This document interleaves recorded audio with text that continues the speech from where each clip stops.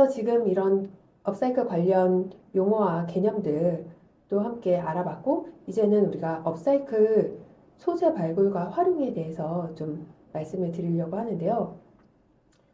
이런 업사이클 개념 이해가 됐는데, 그럼 어떻게 업사이클들을 하는가? 다른 강의에서 업사이클 사례도 많이 이제 보셨을 거예요. 근데 우리가 그러면은 왜 이런 소재들을 가지고 만드는 것들을 생각을 하게 됐는가? 어, 보면은 사실 우리가 의식주 개념으로 업사이클을 우리가 버려진 것들을 활용하는 그런 방법으로 소개를 하기도 하는데, 사실 우리가 아침에 눈을 떠서 어, 씻고 먹고 일을 하고 잠들기까지 쓰는 모든 것들에는 어떤 그런 자원을 자연에서 채취를 하고 그 자원을 가지고 생산, 제조, 유통을 하는 과정들을 거칩니다. 그리고 그 유통을 하고 이제 소비자들이 소비를 하고 그리고 폐기를 하고 이게 폐기물이 돼서 쓰레기로 매립 소각하는 이 모든 과정에서 이렇게 운송이라든지 그리고 에너지를 쓰기 때문에 탄소 배출이 됩니다. 그래서 이러한 모든 과정에서 우리는 탄소 배출을 하고 있는데 어떻게 우리는 탄소를 기후위기 시대에 좀 줄일 수 있을까? 그리고 이 순환고리를 만듦으로써 이 모든 과정을 조금 더 줄이고 제품의 수명을 늘리는 방법을 고민할 수 있을까 하면서 이런 업사이클 제품을 이제 고민을 하게 되는 거죠. 그래서 사실 이런 생각으로 우리가 어떤 업사이클 제품을 만들어 볼 수 있을까? 무엇으로 업사이클 제품을 만들 수 있을까? 이렇게 생각을 할 때 사실 업사이클 소재를 발굴하는 것은 굉장히 중요한 부분입니다. 그래서 사실 우리가 업사이클의 관점으로 버려지는 모든 것들을 다시 보기 시작하면 사실 이거는 굉장히 좋은 소재가 될 수 있는데 하고 다시 보이는 것들이 많이 있어요. 어, 그런 소재들이 굉장히 많이 있지만 사실 이것도 활용을 할 수 있어? 싶은 것들이 지금 실제로 업사이클 소재로 활용이 되고 거래가 되고 있습니다. 지금 보시는 화면은 서울 세화령 플라자의 소재 은행에 거래가 되고 있는 소재의 한 화면입니다. 그래서 이것들이 보시면 컴퓨터 방열판, 자전거 크랭크, 소방관창, 볼풀공, 자전거 휠, 야구 방망이 이거 외에도 굉장히 많은 것들이 소재로 거래가 되고 있는데요. 이런 것들이 우리가 어떻게 보면은 사실 일상 속에서 쉽게 접할 수 있는 것도 있지만 그 사용이 다한 물품의 해체나 분해를 통해서 볼 수 있는 것들도 많이 있는데요. 이런 것들이 어떤 방식과 관점으로 지속 가능하게 우리가 수거 체계를 갖출 수 있다면 업사이클 소재가 될 수 있는 거죠. 그래서 여러 산업과 그리고 기존에 우리가 이용하던 여러 아이템들이 그냥 사용 후에 폐기가 됐었다면 그걸 다른 관점으로 업사이클 관점으로 본다면 업사이클로 활용된 사례들이 계속 무궁무진하게 나오고 있습니다. 그래서 지금 보시는 이 화면도 요즘은 이제 비행기를 업사이클한 사례나 이런 것들도 항공사에서도 업사이클을 위한 노력들을 많이 하고 있기 때문에 그런 사례들이 많이 계속 나오고 있는데요. 어, 루프트한자라는 그 독일 항공사의 사례입니다.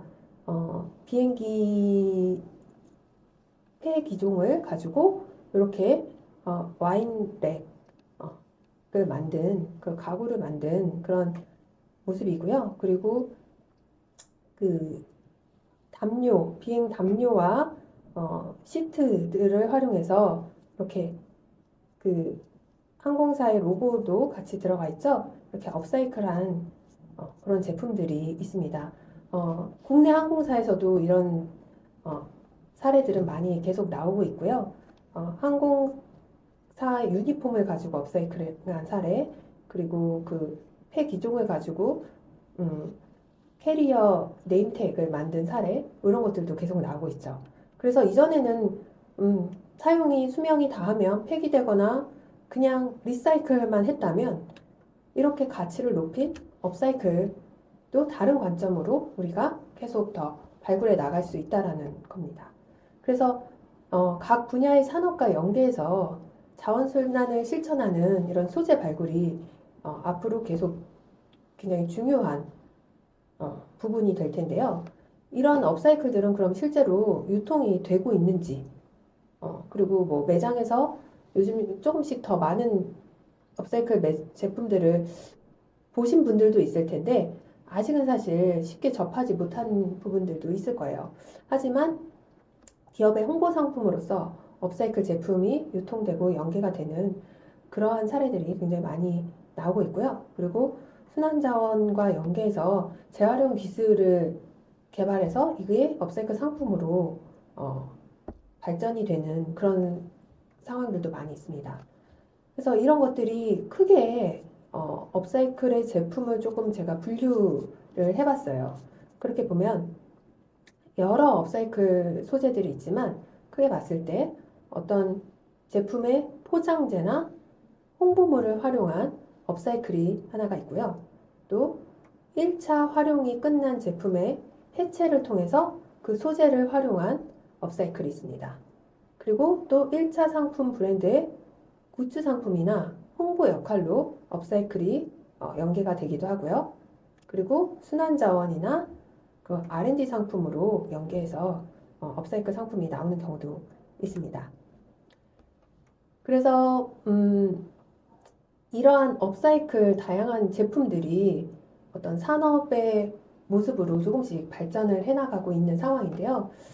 아직 업사이클 산업이 규모는 아직은 좀 작지만 어떤 산업 분야에서 지금 볼 수 있냐면 이런 제품으로 주로 이게 소개가 되는 경우들이 많이 있지만 사실 이 산업의 규모가 점점점 커지면서 이 제품을 업사이클 제품을 만들기 위해 그 앞전에 굉장히 소재가 중요하다고 말씀드렸잖아요. 그래서 소재 발굴과 수거 시스템을 구축하는 그리고 그 소재를 연구 개발하는 그런 분야의 소재 분야의 사업들이 지금 계속 성장을 조금씩 하고 있습니다. 그리고 제품을 만들 때도 단순히 그 소재만을 활용하는 것이 아니라 그 소재에 적합한 디자인과 상품을 연구 개발하는 것, 그리고 그 제품을 이 제품의 특장점을 잘 알리면서 홍보도 하고 그런 판로와 유통 체계를 구축하는 것, 이런 것들이 이제 필요하고요. 그리고 이 업사이클이 알고 계신 분들도 많이 늘어나고 있긴 하지만 아직도 사실 일상에서 접하기 어려운 부분들이 많이 있어요. 그래서 업사이클을 교육으로서 그리고 우리가 자원순환 문화를 더 어릴 때부터 학교에서 그리고 지역의 문화센터나 우리 일상에서 조금 더 가깝게 체험하고 느껴볼 수 있도록 교육 콘텐츠를 개발하고 DIY 키트를 개발하고 그리고 이렇게 교육을 함께 하실 수 있는 분들을 양성하는 그런 부분에서 그런 업사이클 교육 산업들이 나타나고 있고요. 그리고 또 이런 문화를 확산시킬 때 이 교육과 함께해서 그런 캠페인 활동, 대규모의 많은 사람들이 함께 알 수 있게 제로 웨이스트 행사나 그런 매장, 그리고 플라스틱 어택 활동, 그리고 플로깅, 그런 활동들이 어떤 문화적인 차원과 캠페인 활동으로 함께 연결되고 있기도 합니다. 그래서 이러한 소재와 업사이클 산업에 대한 부분들을 이제 말씀을 드렸다면 이번에는 전 세계적인 흐름인 우리 이 기후위기 시대에 이 기후위기를 대응하기 위한 순환사회를 구축해야 된다라는 전 세계적인 공동의 목표를 우리가 지금은 갖고 있잖아요. 그래서 이 흐름 속에서 업사이클이 함께 소개가 되어지고 활동이 이루어지는 경우가 많이 있기 때문에 이와 관련된 우리가 알고 있어야 될 개념들에 대해서 또 좀 말씀을 드리려고 합니다. 일단 기후변화, 이제는 모두가 공감을 하고 기후변화를 부정하는 상황은 이제는 없는 것 같아요. 하지만 다 불과 몇 년 전까지만 해도 기후변화는 원래 예전부터 계속 있어 왔던 것이다. 그러니까 기후변화라는 것이 그러니까 날씨의 변화처럼 그렇게 인식을 하시는 분들도 있었는데요. 날씨와 기후는 사실 이제 다른 개념이거든요. 날씨는 그날의 그 날의 예, 단기적인 그런 날씨의 변화라고 한다면 기후는 수십 년 또는 그 이상 지속되는 통계적으로 중요한 기후의 변동을 얘기를 하는 것이기 때문에 이 기후 변화의 폭을 이제는 우리가 피부로 모두가 다 느끼는 상황들 속에서 우리가 이런 고민을 함께 하게 됐지만 이 기후 변화가 분명하게 시작이 된 것은 바로 산업혁명 이후라는 것이죠. 산업혁명 이후에는 계절마다 시기마다 기후의 변화들은 있어 왔지만 이렇게 급격하게 온도가 상승하기 시작한 것은 20세기 이후 산업혁명 이후에 지속적으로 급속한 온도가 지구의 온도가 올라가는 변화가 지속해서 나타나고 있다라는 그래서 우리가 지구의 온도를 낮춰야 한다는 그런 공동의 목표 속에서 전 세계가 함께 노력하자라는 그런 목표들이 나옵니다. 그 대표적인 게 Sustainable Development Goal, 지속가능 발전 목표인데요. 그래서 이 지속가능 발전 목표 Sustainable Development Goal의 약자를 줄여서 SDGs라고 하죠.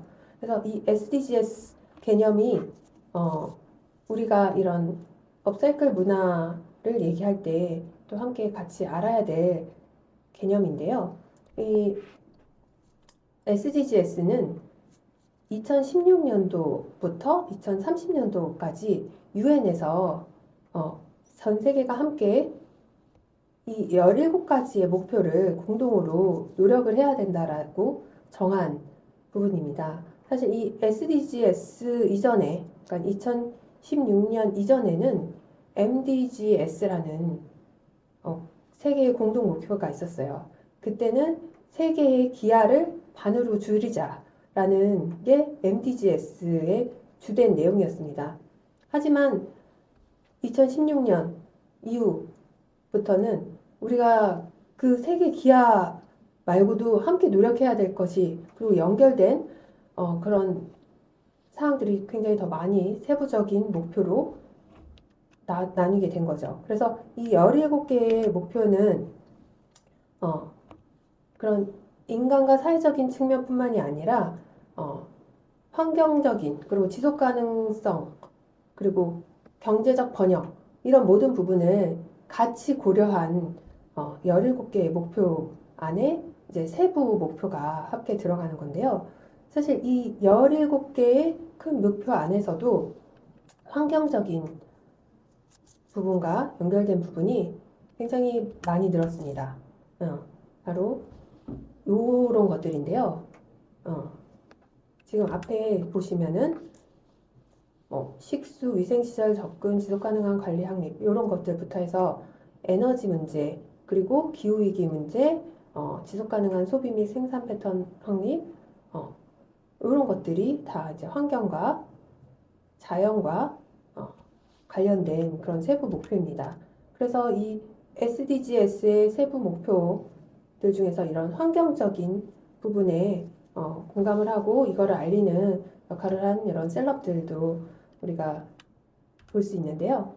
이 SDGs를 유엔에서 정한 우리가 세계적으로 함께 모든 전 세계가 함께 노력해야 될 목표라고 한다면 ESG 경영 요즘에 많이 들어보셨을 거예요. ESG 경영은 기업들이 노력해야 될 어떤 그런 목표라고 볼 수 있는데요. ESG라는 이 용어가 이거 역시 약자입니다. E는 바로 이제 환경, 그리고 S는 사회, 그리고 G는 지배구조, 거버넌스의 약자로 해서 ESG, 이 환경과 지배구조를 약자 앞에를 하나씩 따서 ESG 경영, ESG 경영 이렇게 부르게 되는데요. 기업이 환경을 보호하고 사회적 가치를 중요하게 여기고 그리고 투명하고 윤리적인 지배구조 개선을 실천해야 지속가능한 성장이 가능하다라는 그런 의미를 담고 있습니다. 그래서 이 ESG 경영이 여러 나라에서 함께 이제 화두로 오르고 있는데요. 미국에서는 2050년까지 탄소 배출량 제로를 목표로 두고 그린 에너지 관련 인프라 투자를 늘리겠다고 밝힌 바 있고, EU도 탄소 국경세를 도입하겠다는 그런 목표를 내놓았습니다. 그리고 한국도 ESG 경영이 이렇게 대두가 되기 시작한 거는 2030년부터 모든 코스피 상장사가 ESG 정보 공시를 의무화하겠다라고 밝혔고, 중간에 또 바뀔 수도 있지만 2050년까지 탄소 중립국이 될 것을 선언을 한 상황입니다. 그래서 여러 기업들이 기업의 그런 영리, 매출만을 위한 것이 아니라 환경과 사회 그리고 지배구조까지 함께 노력을 하고 지속 가능한 성장을 해나가겠다는 그런 목표 안에서 이 환경적인 부분에서 자원순환, 업사이클 활동을 하는 상황들이 많이 늘어나고 있습니다. ES와 ESG에 대해서 말씀을 드렸는데요. 이런 전 세계가 함께 공동의 목표를 갖고 있는 것과 그리고 기업들이 환경을 위해서 그리고 사회를 위해서 하는 경영 활동 이런 것들을 우리가 요즘은 더 많은 일상에서도 볼 수 있지만 이런 것들을 좀 더 많이 이런 활동들을 볼 수 있고 접할 수 있는 날들이 있어요. 그런 때 업사이클 활동도 함께 많이 일어나는데요. 이런 환경 관련 기념일들에 이런 행사들이 그리고 국가에서도 함께 유치를 하고 행사를 벌이곤 합니다. 그래서 이런 날들에 대해서 조금 기억을 하고 알고 계시면 조금 더 업사이클에 관한 그리고 환경에 관한 행사에 직접 참여하시거나 기획을 하시는데도 도움이 되실 거라고 생각을 합니다. 그래서 환경 관련 기념일들을 좀 정리를 해봤는데요. 사실 2월은 요거는 잘 아시는 분들이 많지는 않지만 세계 습지의 날이라고 합니다. 2월 2일이 람사르 협약 25주년을 맞아 습지의 중요성을 되새기자는 뜻으로 지정된 날이 2월 2일 세계 습지의 날로 있고요. 그리고 올해 이번 달 12일은 세계 물의 날이라고 합니다. 사람에게 없어서는 안 될 물의 소중함과 물 관리의 중요성을 일깨우는 날이고요. 그리고 4월에는 이제는 좀 많은 분들이 이날을 기억을 하시고 있으실 텐데요. 지구의 날입니다. 세계 지구의 날이어서 왜 이날 같이 전 세계가 같이 불을 끄는 소등하는 그런 캠페인을 하기도 하는 그 날이 바로 이 지구의 날인데요. 그래서 환경 파괴와 자원 낭비의 문제를 되새기고 지구 사랑을 실천하자는 뜻에서 전 세계가 함께 기리는 지구의 날이 4월에 있고요. 그리고 5월 31일은 바다의 날이라고 합니다. 이거는 우리나라 한국 정부에서 제정한 법정 기념일이고요. 바다의 중요성과 해양 생태계 보호를 강조하기 위해서 5월 31일을 바다의 날로 지정했다고 합니다. 그리고 6월 5일은 세계 환경의 날입니다. 6월 5일 날 환경의 날 기념 행사가 굉장히 또 많이 열리기도 하는데요.